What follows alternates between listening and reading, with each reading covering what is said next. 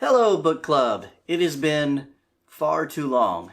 And I say that because I've read so many different things between the last time I did a book club review and today that I started making a list, and I got to about here of the things that I needed to review and decided it was time to start filming. Today we're going to cover the Lightbringer series. I've read just about all of Brent Week's since the last time we did a review. The Night Angel trilogy, I'm on the last few chapters of the last book. It seems all epilogue from here. Please don't ruin it for me in the comments. I could do book-by-book reviews for the Lightbringer series, but since I have so much of a backlog, I'm just going to do the entire series in one real quick review. So without further ado, let's get right into it, see if we can get some of this done. Plot. The overall plot was pretty good. It kind of felt like the intro to a world, this whole first series, an introduction to this world and the people and one particular place in the entire world. I'll get more into that when I actually talk about the world building aspect. But it felt like an introductory series to what's going to be a larger, more involved, broader series eventually. There was a lot of complexity in the plot in that there were all kinds of sub-stories, all different layers of stories. You know, there was the big political machinations, there were the personal character stories, there was the mysteries, various mysteries, unknowns to be solved. There was a lot of history and lore that supported all of this, so it was very involved. It was multi-layered. It was overall really good. I gave it a 7 out of 10, which is a good rating. Keep in mind, 7 out of 10 is a good rating. Anything below 5, not so good. 5 and up, it gets into the readable categories. 7 is good. For the people, I gave it an 8.5 because these characters were very interesting. Kip, the Prism, the White, not only the White, but the White King, 2 different characters. I'm going by titles just to avoid spoilers if at all possible. The characters were, kind of like the plot, multifaceted. They were not clearly good guys, not clearly bad guys. They were all very real, very fleshed out, especially the main characters. And throughout the stories, throughout the books, you get to see multiple sides of them.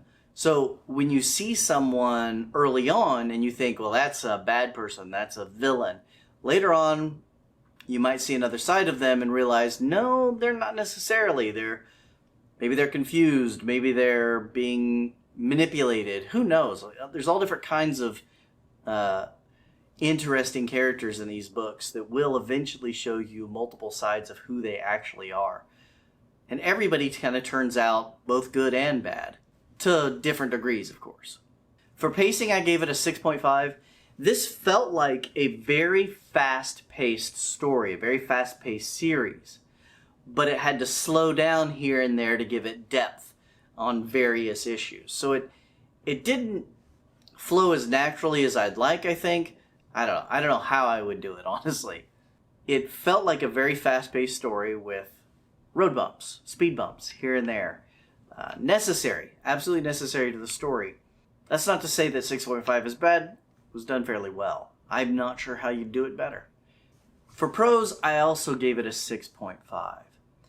I had to occasionally reread various sections or go back and read old sections again to fill in some of the blanks. And it could just be me, that I was missing the point, I was not catching on to the foreshadowing, but that doesn't usually happen when I'm reading books. And it's not like I was speeding through these too fast. I think it's just that some of the intrigue and some of the mystery was exceptionally complicated, and I wanted a better understanding, a more fuller understanding. I think overall, just the whole series, being able to picture the world and the characters. Some of the characters came through very clearly, but the overall world, it was very fantastical, but not extremely detailed in how it was explained. so that it left a lot of room for the imagination, and if you enjoy that, that's great. I could have used a little bit more detail, especially on some of those more fantastical elements, not to get too deep into the woods and spoil anything. One interesting thing about the prose is that Brent Weeks does not shy away from the harsher elements of any given story. If the story takes him into difficult scenes, he goes full force into them and explains them. So this series is kind of dark. I wouldn't call it grim dark, because it doesn't have all of those attributes, but it gets dark, and it has some adult themes, and that's something to keep in mind if you're going to recommend this to younger readers. On to the place, the world building. I gave this an 8.5. I probably should give it a 9. I'm going to change it to 9 right now, because this was by far, I mean, the characters were fantastic, but the world building was amazing. The magic system, the chromatic magic system where they take light and various colors of light and turn it into Luxon, and it seems very original to me, and it was very well designed in the positives and negatives. So you've got these magic users called drafters, and they come in a lot of different varieties. They can have different strengths and different weaknesses, but the magic itself has such a profound effect on them. It shortens their lives. It can drive them mad. It has a profound effect on their psychology, on their minds.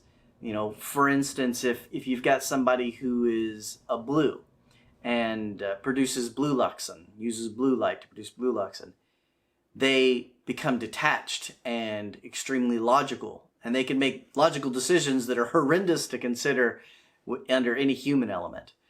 And then you've got green, which is sort of the opposite in that they're very passion-driven, very lust-oriented, the more that they use their magic. So the psychological effects on the user, another amazing, interesting aspect.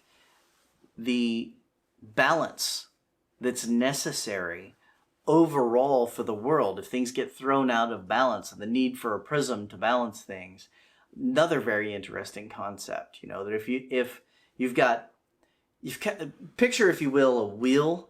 I don't know if I ever saw this, but picture, if you will, a wheel, and on one side you've got blue, and I think on the other side you'd have maybe green. I'm gonna mess this up, and the people who are really into it are going to definitely comment below and and tell me how wrong I am. But it seems like every color has an opposite color, right, on the spectrum, on this wheeled spectrum. So if one side gets used too much, you need to balance it out with the other side. And one of the things that the prism does is use that, because they can use as much as they like without any ill effects.